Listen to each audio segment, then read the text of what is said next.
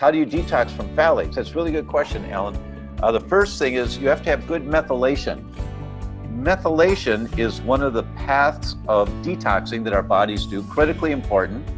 And the things that help with good methylation, well, ideally, if you have a functional medicine practitioner you're working with, you would check to see, how's my methylation pathways, doc?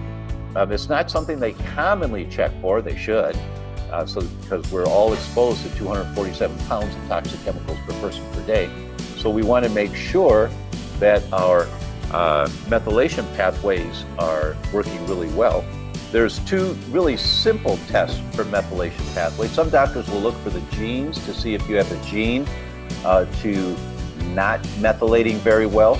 But if you carry the gene, it's called MTHFR, that's the gene.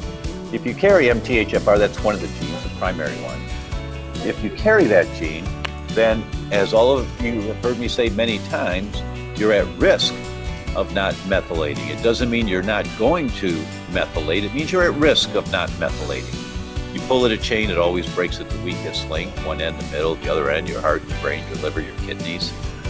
And I talk about methylation a lot in the Brain Masterclass, and that's at theDr.com/free my brain. I think I've got 2 videos on methylation in there, and I talk about this in there a lot. The urine test that you can do to see if you're methylating well, one is called FIGLU, F-I-G-L-U, which stands for forminoglutamic acid. You know, if you like saying that, but it's easier to say FIGLU. It seems to say FIGLU, F-I-G-L-U.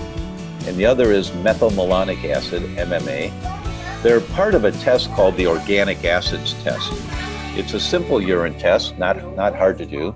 Costs a couple $100. It looks at maybe, I don't know the number, 40 different compounds in the urine, but it includes FIGLU and methylmalonic acid, which are biomarkers of poor methylation.